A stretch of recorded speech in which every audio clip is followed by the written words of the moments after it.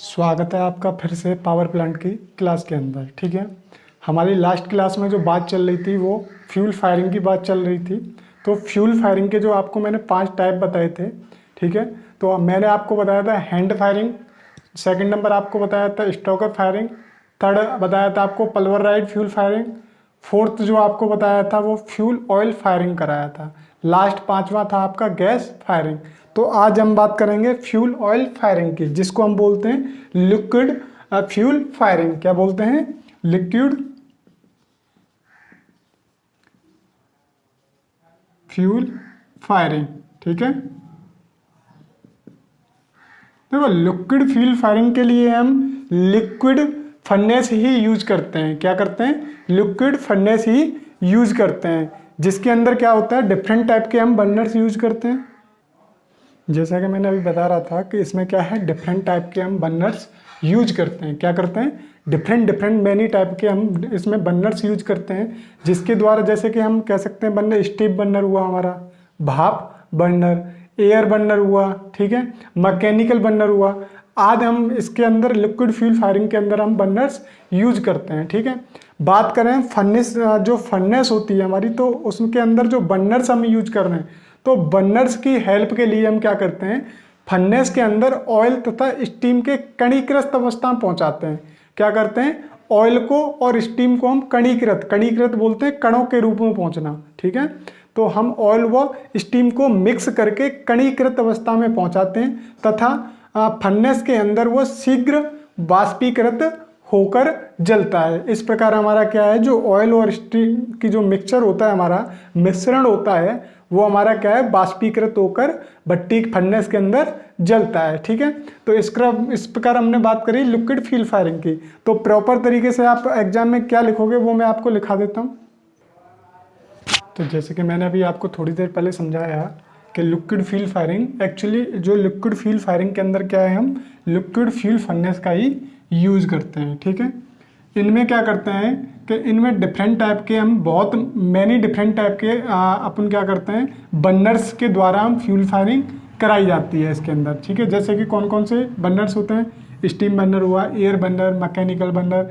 ये बर्नर्स क्या है, इनके द्वारा हम क्या करेंगे, लिक्विड फ्यूल फायरिंग के अंदर फ्यूल फायरिंग कराएंगे। तो बर्नर की हेल्प से क्या करते हैं, फर्नेस के अंदर ऑयल तथा स्टीम का जो मिश्रण होता है, ठीक है, उसको कणीकृत अवस्था में हम पहुंचाते हैं।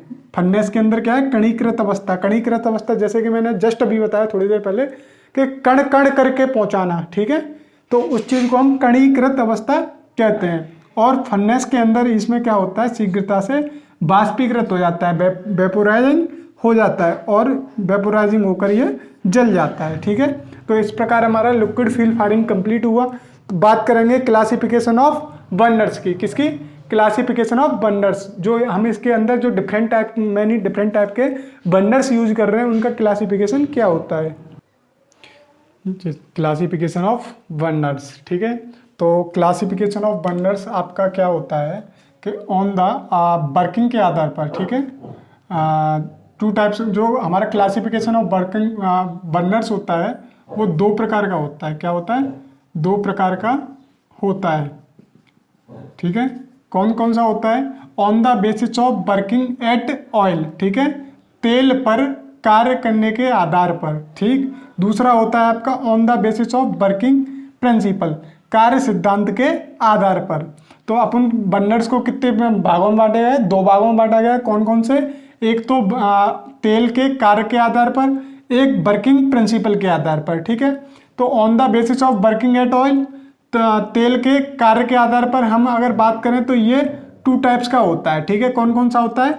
वाष्पीकारक बर्नर, ठीक है, एक होता है कणीकारक बर्नर। तो वाष्पीकारक बर्नर को हम अंग्रेजी में बोलते हैं वेपोराइजिंग बर्नर, कणीकारक बर्नर को हम बोलते हैं एटमॉस्फेरिक बर्नर्स। ठीक है, वाष्पीकारक बर्नर में क्या होता है कि इस बर्नर के अंदर जो हम क्या करते हैं, ऑयल का जो भी अपन ऑयल और स्टीम का जो मिश्रण अपन करते हैं, उसको हम वाष्पीकृत द्वारा क्या करते हैं, वाष्पीकृत द्वारा निकालते हैं। ठीक है, तो हम यहाँ लिखेंगे जैसे कि हम कह सकते हैं कि वाष्पीकारक बर्नर वह बर्नर होते हैं जिनके द्वारा ऑयल एंड स्टीम सैलरी मिश्रण बाष्पीकृत द्वारा निकालते हैं। ठीक है, तो उसको हम बाष्पीकारक बर्नर कहते हैं। बात करें कणिकारक बर्नर की, तो देखो कणिकारक बर्नर क्या होता है। ये बर्नर ऑयल को कणीकृत रूप में बाहर निकालते हैं। क्या करते हैं? बाहर निकालते हैं तथा फर्नेस के अंदर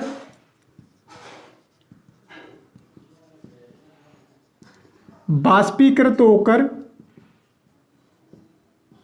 जलते हैं। ठीक है,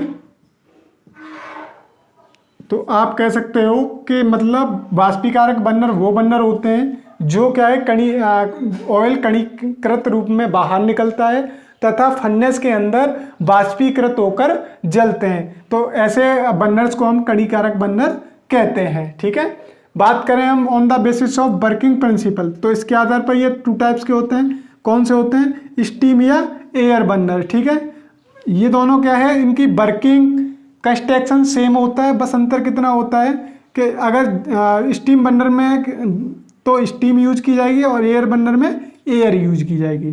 ठीक है, ऐसे ही हमारा होता है मैकेनिकल बर्नर। तो इस प्रकार हमने क्लासिफिकेशन ऑफ बर्नर्स के बारे में पढ़ा। तो ये मैं आपको समझा ही चुका हूँ कि बाष्पीकारक बर्नर क्या होता है, कणिकारक बर्नर क्या होता है। बात करेंगे हम स्टीम या एयर बर्नर की, जो एग्जाम के लिए मोस्ट इम्पोर्टेंट है। ठीक है, तो स्टीम एयर बर्नर का हम डायग्राम बनाते हैं। तो बात करते हैं हम स्टीम एयर बर्नर की, जैसे कि चित्र में आपको मैंने दिखाया हुआ है। देखो बेसिकली जो मैं आपको एक जनरली आम भाषा में बताऊं कि स्टीम एयर बर्नर जो आप समझ सको कि आपने पिचकारी देखी है, तो एक एज ए रूप इसका पिचकारी का होता है, लेकिन थोड़ा सा इसका क्या है कंस्ट्रक्शन थोड़ा सा अलग होता है। वो ये है कि पिचकारी हमारी सादा सिंपल होती है लेकिन वर्किंग वही होती है। तो देखो क्या होता है कि इसके अंदर हम सबसे पहले ये हमारा जो स्पेंडल है, ठीक है, स्पेंडल, तो इसमें क्या करते हैं कि एक नली हमारी भाप की होती है तथा एक नली हमारी तेल की होती है। ठीक है, तो इसके अंदर हम क्या करते हैं कि तेल का कणीकृत भाप की गतिज ऊर्जा या वायु के दाब के प्रभाव द्वारा होता है। मतलब जो हमारा ऑयल का जो कणीकृत होगा वो किसके द्वारा होगा? भाप के या वायु के दाब के प्रभाव द्वारा होगा, या तो भाप की काइनेटिक एनर्जी के द्वारा हो जाएगा, किसके? काइनेटिक एनर्जी के द्वारा हो जाएगा, या फिर हम एयर प्रेशर के द्वारा। इन दोनों के फ्लो के कारण ही हमारा क्या है? तेल कणीकृत होगा। ठीक है, तेल हमारा क्या होगा? कणीकृत होगा। ठीक है, तो इस प्रकार हमने जाना कि इसमें तेल का जो कणीकृत होता है वो भाप की काइनेटिक एनर्जी तथा एयर की या एयर के दाब के प्रभाव के कारण होता है। ठीक है, तो जैसे ही हम क्या करते हैं कि गुरुत्व आधार पर क्या होता है? गुरुत्व आधार पर ये हमारा क्या है? गुरुत्व आधार है, ये हमारा क्या है? गुरुत्व आधार। ठीक है, गुरुत्व आधार पर हम क्या करते हैं? बर्नर के अंदर, ठीक है, बर्नर में क्या करते हैं? ऑयल को भेजते हैं। तो जब हम ऑयल को भेजते हैं तो हमारा ऑयल कहाँ जाता है? अनुप्रस्थ खांचों पे जाता है। अनुप्रस्थ खांचे, ये हमारा क्या है?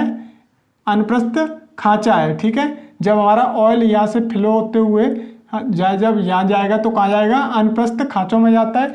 अनुप्रस्थ खांचे हमारे किससे जुड़े होते हैं? ये हमारा स्पेंडल है, हमारा इन स्पेंडल से जुड़ा हुआ होता है। तो इस प्रकार हमने कहा कि गुरुत्व आधार पर बर्नर में जैसे ही ऑयल भेजते हैं तो अनुप्रस्थ खांचों से होता हुआ आंतरिक नली में पहुंचता है। ठीक है, तो हमने क्या कहा आपको कि जैसे ही हमने क्या है? गुरुत्व आधार पर ऑयल को हमने अंदर दिया तो अंदर हमारा कहाँ गया? अनुप्रस्थ खांचों पे। तो ये जो हमारा अनुप्रस्थ खांचे हैं, अनुप्रस्थ खांचों पे गया। तो अनुप्रस्थ खांचों से क्या है कि हमारा जो अनुप्रस्थ खांचा है वो किससे कनेक्टेड होता है? स्पेंडल से। तो अनुप्रस्थ खांचों से हमारा क्या है? जो भी ऑयल है वो हमारा कहाँ जाता है? आंतरिक नली के अंदर चला जाता है। जब आंतरिक नली में पहुंच जाता है। तो इस प्रकार मैंने अभी जस्ट बताया कि जो आपके अनुपस्थ खांचे होते हैं वो किससे बने होते हैं, स्पेंडल से बने होते हैं। ठीक है, तो इस प्रकार हमने कहा कि ये अनुप्रस्थ खांचे स्पेंडल से बने होते हैं। एक अदर पाइप, ये हमने क्या किया, जैसे ही हमारा ऑयल यहाँ पे आंतरिक नली के अंदर पहुंचा, अब आंतरिक नली के अंदर पहुंचने के बाद हमें क्या है, तेल तथा भाप का मिश्रण करना होगा। तो अब दूसरा पाइप हमने क्या है, भाप का लगाया हुआ है। ठीक है, तो हम कह सकते हैं ये हमारा क्या है, भाप पाइप। ठीक है, तो भाप के पाइप के द्वारा हमारी क्या है, स्टीम अंदर फ्लो होती है, अंदर इन होती है। तो क्या होता है कि जैसे ही हम अदर पाइप द्वारा बर्नर में स्टीम भेजी जाती है, तो जो स्पेंडल है बर्नर के बीच में जो बनी एनुअल डक्ट है, ठीक है, एनुअल डक्ट मतलब जो बलीय नली, ठीक है, इसको बोलते हैं हम वलीय नली। ठीक है, जो किसके बीच में बनी होती है, स्पेंडल तथा बर्नर के बीच में। तो हमारा स्पेंडल कहाँ है, ये वन स्पेंडल, तथा हमारा बर्नर कहाँ है, ये हमारा बर्नर्स है। ठीक है, तो स्पेंडल एंड बर्नर के बीच में एनुअल डक्ट में फ्लो होती है। तो अब हमारा क्या हुआ, जो तेल तथा भाप का जो मिश्रण आंतरिक नली से कहाँ पहुंच गया, बलीय नली में पहुंच चुका है, हमारा एनुअल डक्ट में पहुंच चुका है। तो क्या होता है कि यह स्टीम जो हमारी आई है वो हाई प्रेशर के साथ तेल के कणों के साथ मिश्रण हो जाती है। क्या होता है, स्टीम हाई प्रेशर के साथ तेल के कणों के साथ कणीकृत होकर बर्नर से बाहर निकलती है। मतलब ये है कि जो हमारी स्टीम है वो हाई प्रेशर के साथ ऑयल के कणों को मिला के, मतलब दोनों के मिश्रण जो बर्नर से निकलेगी वो क्या, फुवारों के रूप में, कणों के रूप में निकलेगी। ठीक है, जैसा कि आपने क्या है, आप नाई की दुकान पर जाओ तो नाई की दुकान से जो फुवारा, एक तरीके के बर्नर हम बोल सकते हैं फुवारा। ठीक है, जो फुवारा होता है उसी को हम बर्नर कहते हैं। बस ये है कि वो छोटे साइज पे होता है, ये हमारा क्या है, बड़े साइज पे होता है। तो इस प्रकार ये क्या होता है, बर्नर से बाहर निकलते हैं। तो हमारा जो स्पेंडल होता है कि, तो स्पेंडल को अगर हम रोटेट करा दें, इसको हम रोटेट करा दें, तो जो हमारा अनुप्रस्थ खांचे हैं, जो हमारा क्या है, ये अनुप्रस्थ खांचा है, ठीक है, इसका साइज हमारा चेंज हो जाएगा। किसके कारण, जब हम स्पेंडल को रोटेट करा दें, इसकी डायरेक्शन को हम रोटेट करा दें, इसको परिवर्तक कर दें, तो हमारा जो अनुप्रस्थ खांचे हैं वो हमारे, उनका साइज चेंज हो जाएगा। ठीक है, जब साइज चेंज हो जाता है तो इससे हमें क्या होता है कि अगर हमें जब ऑयल फ्लो कंट्रोल की आवश्यकता हो तो हम क्या करेंगे, स्पेंडल के साइज को स्पेंडल को रोटेट करा देंगे, जिससे हमारे क्या है, स्पेंडल खांचों का साइज कम हो जाएगा। साइज कम होने से क्या होगा, हमारा ऑयल फ्लो कंट्रोल हमारा रुक जाएगा, मतलब ऑयल को फ्लो का कंट्रोल हो जाएगा। तो बात करते हैं, तो इस प्रकार फ्यूल जलाने के लिए एयर भी मतलब अब जैसा कि हमने क्या है, फ्यूल फायरिंग के अंदर स्टार्टिंग में बताया था कि मतलब फ्यूल का दहन करने के लिए हमें क्या है, फ्यूल के साथ साथ एयर की भी प्रेजेंसी चाहिए होती है दहन करने के लिए। अगर जिस जगह पे एयर की प्रेजेंसी नहीं है वहाँ दहन नहीं होगा। तो इसलिए हमें क्या है, जब भाप और तेल का हमने मिश्रण किया, दोनों को इंजेक्ट कराने के लिए हमने क्या है, बर्नर्स के लिए भेजा, तो साथ में हमें क्या है, हमें दहन की भी, एयर की भी आवश्यकता होगी। तो इसलिए हम क्या करते हैं, फ्यूल जलाने के लिए इसी बर्नर से अंदर जाती है हमारी एयर। तो मतलब फ्यूल जलाने के लिए एयर भी इसी बर्नर से अंदर जाती है, जो क्या है, ये हमारा जो बलीय स्थान है, जो क्या है, ये जो बलीय स्थान है, इसमें हमारी एयर का फ्लो होता है। ठीक है, इस बर्नर्स के अगले भाग पर एक डिफ्यूजर लगा होता है। ठीक है, एक डिफ्यूजर एक क्या है, एक ऐसा मतलब बोल सकते हैं हम, एक ऐसा रूम है या एक ऐसा चैम्बर है जिसके अंदर क्या होता है, हमारे डिफ्यूजर के अंदर जो होता है वो क्या होता है, स्टीम प्लस ऑयल, इनका क्या होता है, मिश्रण होता है।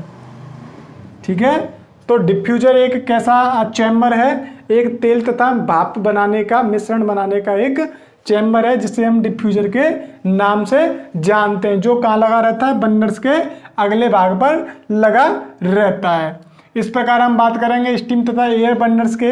अगर स्टीम, जैसे हम क्या होता है, जो हमारी स्टीम की प्रेशर हमारी जो डिपेंड, अगर हम क्या कहते हैं, स्टीम की प्रेशर अगर इंक्रीज करते हैं तो हमारे बर्नर्स की कैपेसिटी भी इंक्रीज हो जाएगी।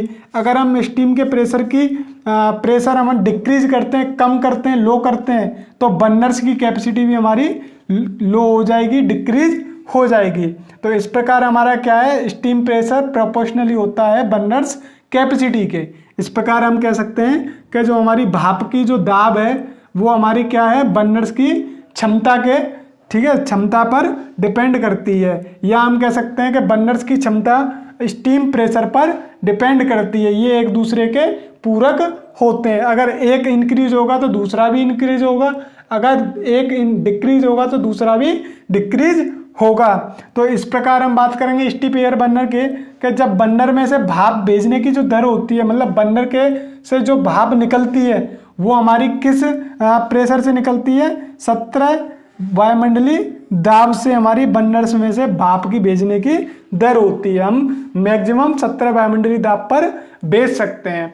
अब बात करेंगे हम स्टीम तथा एयर बर्नर्स के डिमेरिट्स की। किसकी? डिमेरिट्स की। ठीक है, तो हमारे स्टीम एयर बर्नर्स के डिमेरिट्स क्या क्या होते हैं।